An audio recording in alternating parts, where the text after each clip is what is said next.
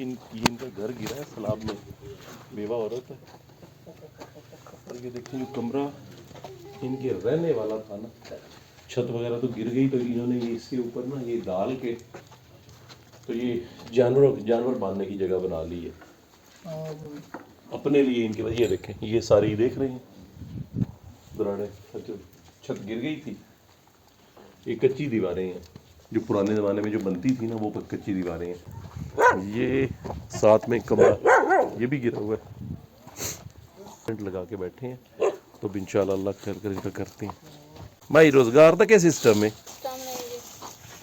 बाल कितने बाल ही नहीं, बंदा किधर फौत होया? 2 साल असमा रमजान 8वें रोज 2 साल खत्म। तो आपे सारा आपे करे ते बच्चे ही छोटे न कि बड़ा बाल भी ते ना 2 मुंडे खलन ते कुड़ी उधर वदी है। अच्छा ए जड़ा ओ छूर ते ओ ते ए कोई मेहनत मजदूरी लाभ गए ते काट ले। कोई जमीन शमीन ही है कि कोई ना इकदा सारी कच्ची है ना के विच है ओ इटा दा नहीं है ना विच दाऊदी का ए ना फटे ला के ना कुट के विच मिट्टी पा के ना ते बनाई हुई होंदी ने। अल्लाह खैर करे। एक कोठा बनवा देने तेन पक्का। ए अपनी जमीन ही नहीं। अच्छा ये जमीन के दी है? ए जी मेरी है खाला दी बेटी है ओ दी है। कोई तेरा बिरा शिरा कोई है? बिरा हैं से पर मिस्सू ही छोटे नो मर्जी दे मालिक हैं ते कोई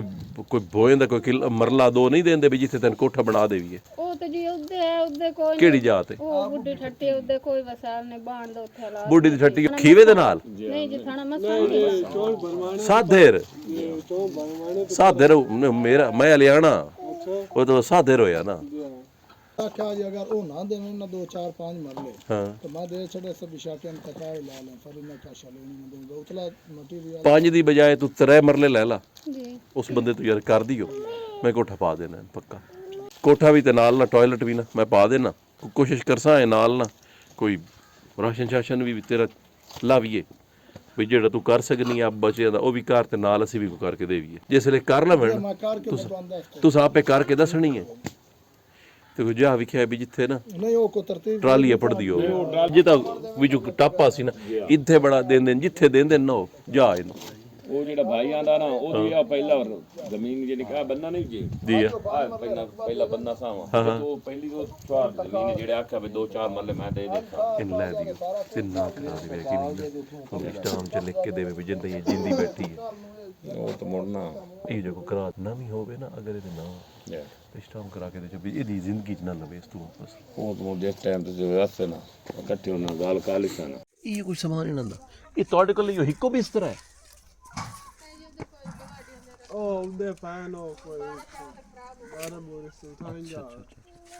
बिस्तर पूरे ही ना बालां दे यार कुछ नहीं तो जकड़ी पई होवे कुछ ना नहीं पूरे तो 10 सोचा कोई नहीं मसला इधर लेके इतनी लेट आया तू क्योंकि लड़ाई हुई है नहीं लड़ाई धियां वाली लड़ाई होंदी है किसी दे घर नहीं गया वो आज जो आधा पे है ना जिन्हें मेरा बिरा आई तो मतलब वो इंजे नहीं लैके आया मैं तो इधर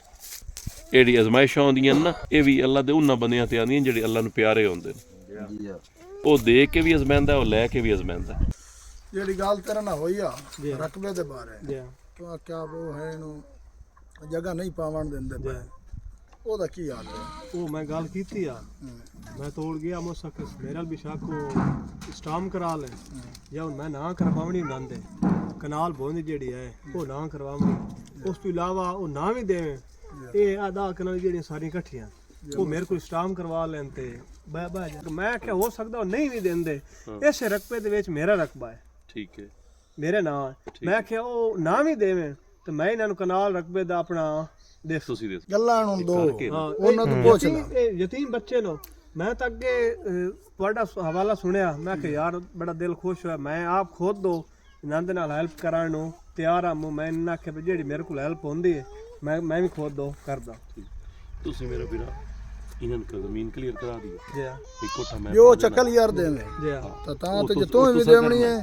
ਸਟਾਮ ਤਾਂ ਨਹੀਂ ਤੇਰੇ ਕੋਲ ਮਿਲੇ ਜਿੱਥੇ ਆਖਣਾ ਨਾ ਜਿਹੜੀ ਸ਼ੈ ਇੰਨਾ ਜਿਵੇਂ ਮੋਤਮਨ ਇੰਨਾ ਹੋਣਾ ਨਾ ਮੈਂ ਨਹੀਂ ਜੀ ਤੁਸੀਂ ਇਸ ਬੱਚੀ ਨੂੰ ਨਾ ਮੁਤਮਿਨ ਕਰਨਾ ਕਿ ਇਹ ਜਾ ਹੈ ਉਹ ਜਾ ਹੈ ਜਿੱਥੇ ਵੀ ਜੀ ਬਈ ਨਹੀਂ ਥਾਰ ਅਸੀਂ ਇਹਨਾਂ ਦੀ ਥਾਂ ਹੀ ਪਾਣੀ ਹੈ ਠੀਕ ਹੈ ਭਰਤੀ ਵੀ ਹੋਈ ਤੁਸੀਂ ਆਪਣੀ ਕਲੀਅਰ ਕਰ ਲਓ ਬਈ ਇੱਥੇ ਪਾਵਣੀ ਹੈ ਜਿੱਥੇ ਪਾਵਣੀ ਹੈ ਜੀ ਮੈਂ